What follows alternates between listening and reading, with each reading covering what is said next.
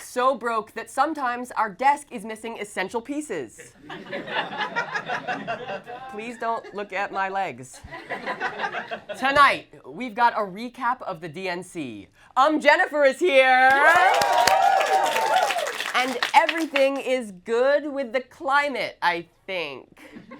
But first, Algerian boxer Iman Khalif named J.K. Rowling in a cyberbullying lawsuit, and since then, Rowling has deleted the tweets transvestigating her. The Olympics awarded Khalif a second gold medal for doing the impossible, getting that bitch to shut up. 14-year-old Australian skateboarder Arisa True's coach told her "Skibbity Sigma" before her gold medal winning run at the Olympics. In other news, the English language just killed itself. In his first rally since the assassination attempt, Donald Trump delivered his speech from behind bulletproof glass, becoming what many are calling the first salad bar president. New York Mayor Eric Adams mixed up India and Pakistan at the city's Indian Independence Day parade. To be fair, Adams thought all the Indian people were back in Jersey where he lives. My Indian writer said I could say that. Chappell Roan said in an interview, "It's been really emotional because I'm not just singing pop music, it's automatically political because I'm gay." Which makes sense because whatever new wave hetero stuff Katy Perry is putting out feels straight up fascist. A new study found that horses have the ability to think and plan ahead.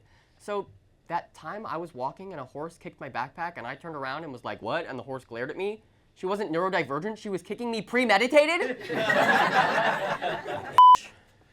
Republican candidate for Missouri, Secretary of State Valentina Gomez, came 6th in her race.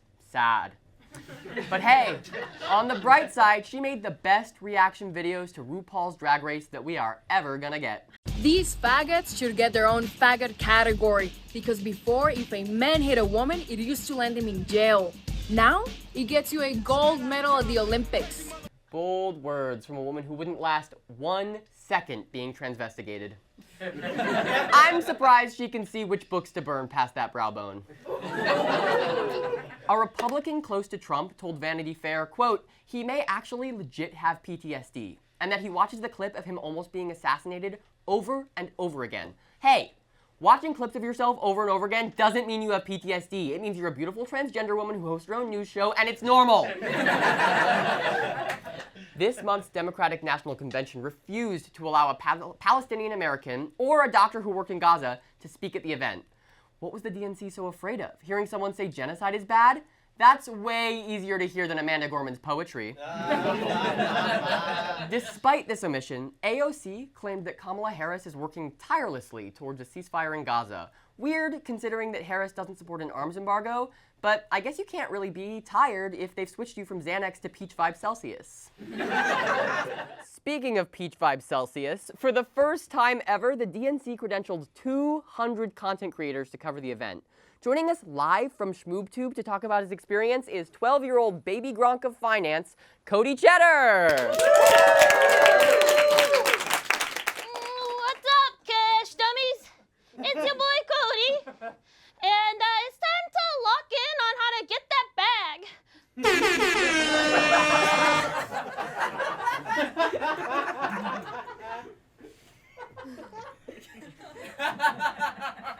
Can we get that air horn one more time?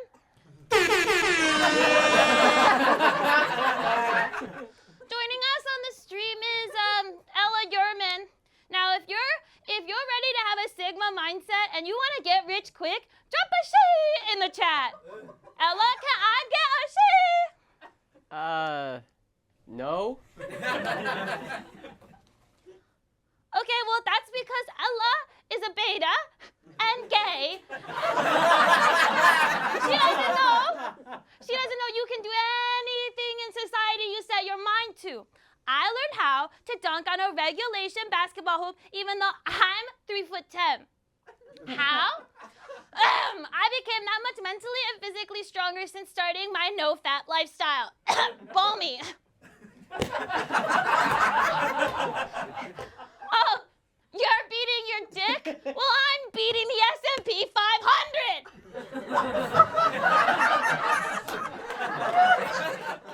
Now, haters will say it's fake. to steal your stepdad's identity to gamble on DraftKings. Fuck you, Giannino! Anyways, follow me for more tips and tricks. Okay, Cody, you're here to talk about the DNC. Right. That place was based. Mad old white people and cash on cash on cash. They're not publicly releasing their list of donors until 20 days before the election. But I have the list right here. It's pretty good. Wait, what? How? No cap. Nancy Pelosi gave it to me.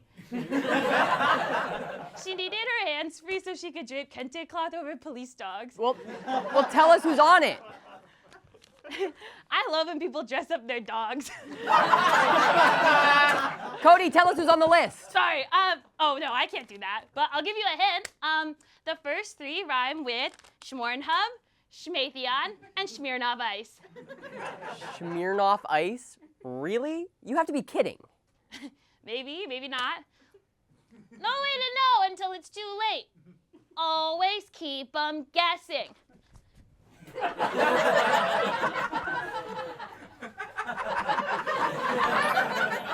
Thank you, Palantir, for the 5 subs. Follow me for more tips and tricks. That's a terrible tip.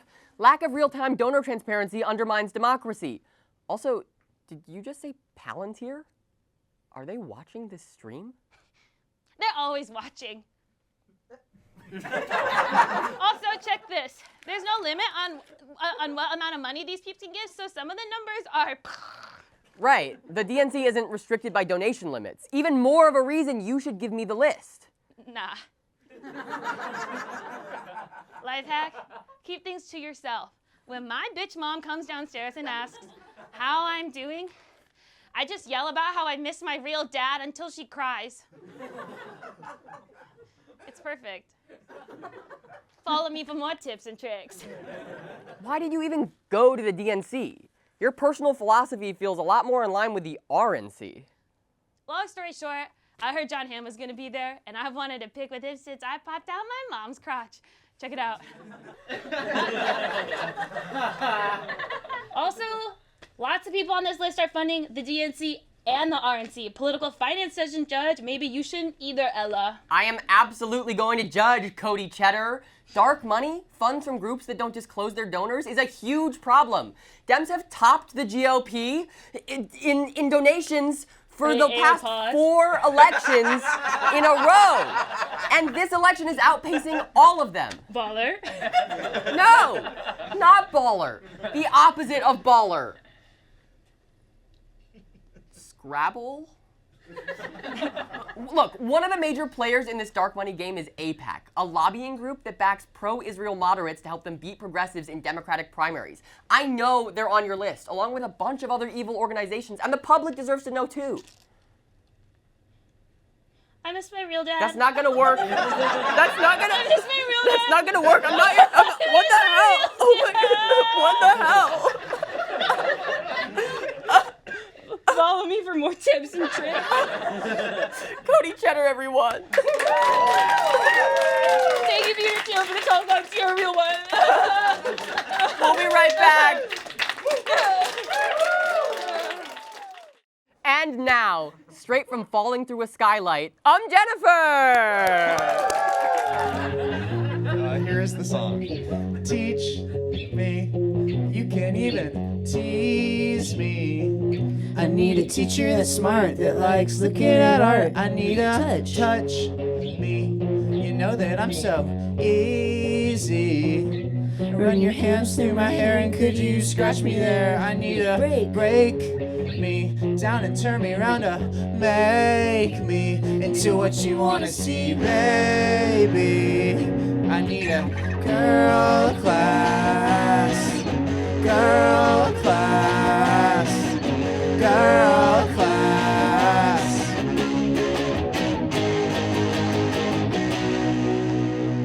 Introduce me to ya, mama, and let me be your papa. I could break you down and turn you inside and out. You could spend your whole life being my perfect wife. I need a girl class, girl class, girl class, girl class. Honey,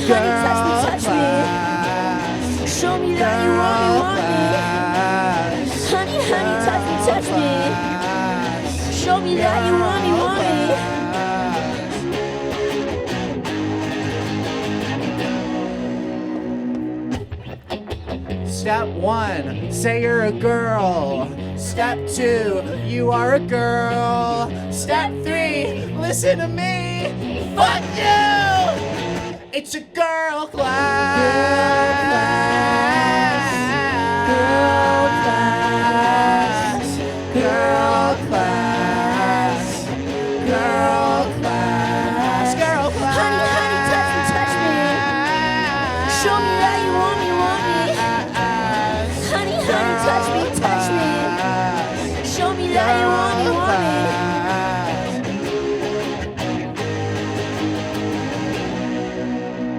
me. Girls only. Okay. Thanks. Thank you. Welcome back to Late Stage Live.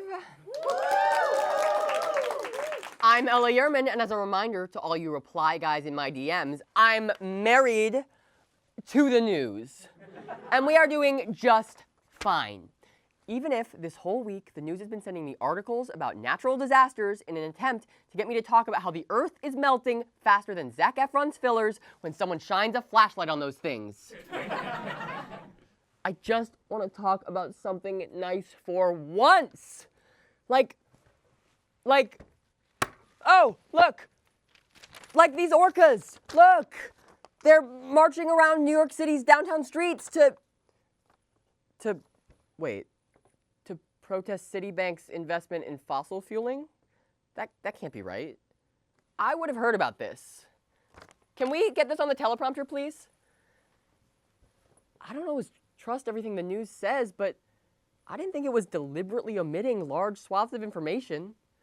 What are you hiding, news? Do I need to smell your dick, news? Okay, we're ready. This past June, climate activists dressed as orca whales waddled around outside Citigroup's Manhattan headquarters. Oh, so they're furries, not actual whales. Bummer. The furries formed a barricade around the entrances to protest the fact that since 2016, Citi has invested nearly $4 billion into the fossil fuel industry. Hey, Shitty! Get off it! We need clean air! Not another billionaire! Hey, Citi, get off it. Put planet... Okay, look, that chant doesn't really flow, but to be fair to the orcas, it was translated from the original.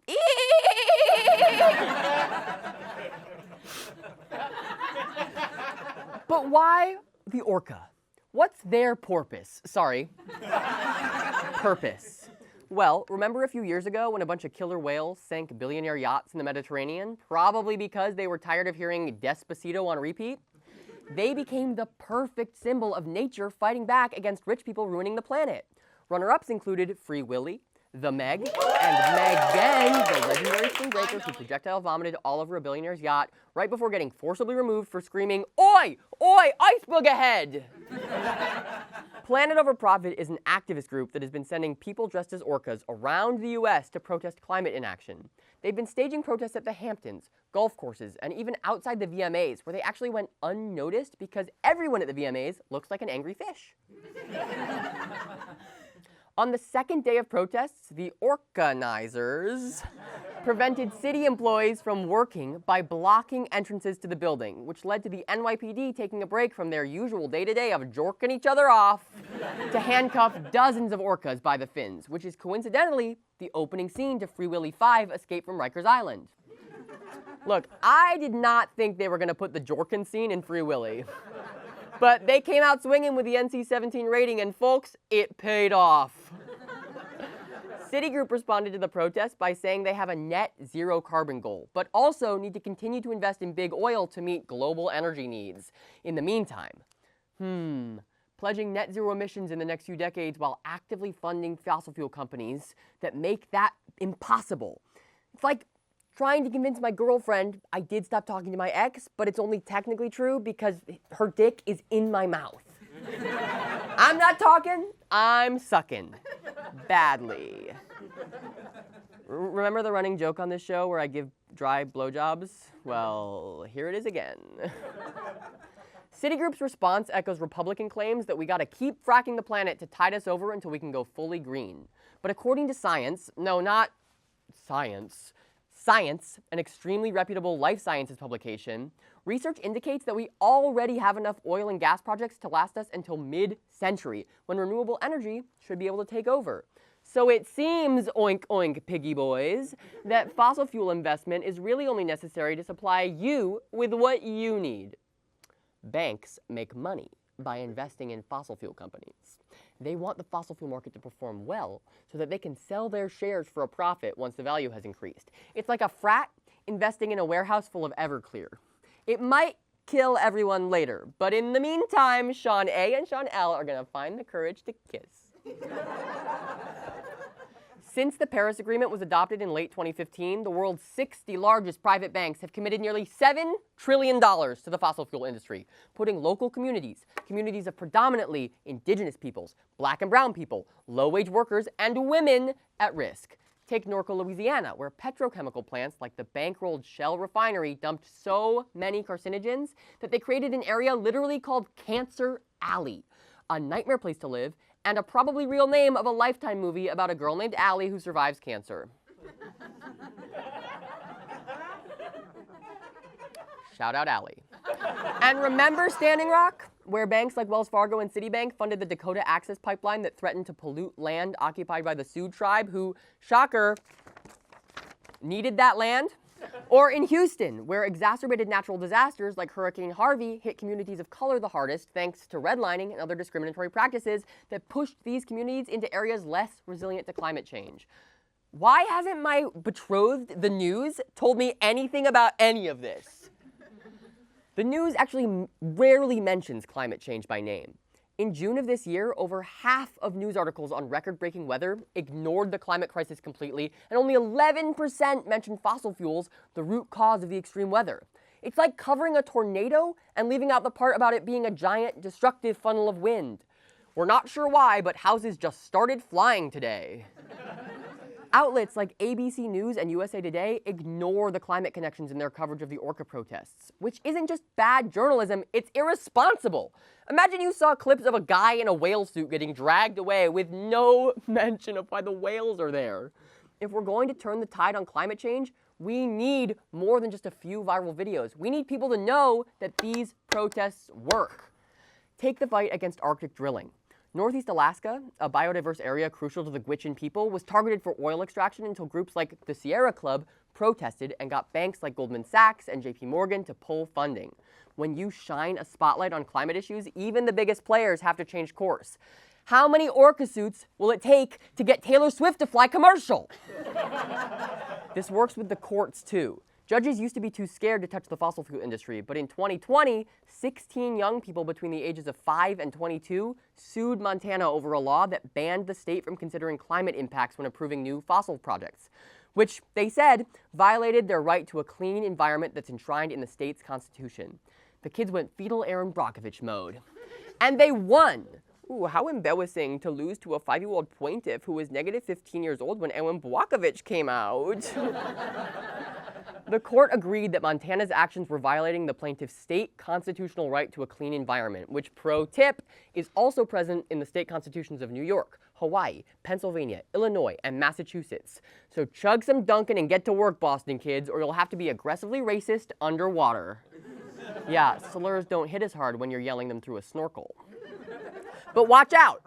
Big oil knows you're onto them, and they're trying to trick you.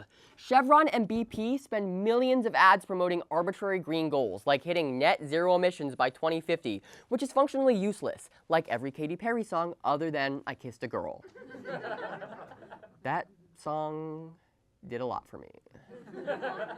Anyway, Shell and ExxonMobil donate to universities like MIT and Princeton to bend curriculum and insert industry-friendly messaging in their academic reports. And worst of all, Exxon pays influencers to hype up their oil rigs. Come along with me on a typical hectic school day morning. First, we have to clean out the car. Why do I live here? At least it's warm. Luckily for me, I have the ExxonMobil Rewards Plus loyalty app because I forgot my wallet at home. Yo, that video was fire! Just like the Gulf. These companies blow millions into damage controlling their tarnished reputation instead of putting that money toward actual corrective investments or reparations. This includes blanketing media with ads. Wait, No, that can't be right. Legacy media stakeholders have been receiving funding from Big Oil. My beloved news. I thought what we had was special. How did I not see the signs? You've been servicing the enemy? It says it right there. The New York Times made over $20 million off fossil fuel advertisers between 2020 and 2023. BP paid for vague decarbonization campaigns in the Wall Street Journal and Bloomberg Business Week, while ExxonMobil's PR allegedly pressured Reuters to bury a story about leaked emails revealing they've known since the 70s that their products were driving climate change. I'm gonna be sick. So what do we do? Independent journalism can only cover so much. Kids can only spend so much time in court. And it gets hot inside those orca suits. The furries can't parade around forever. We're doomed! No.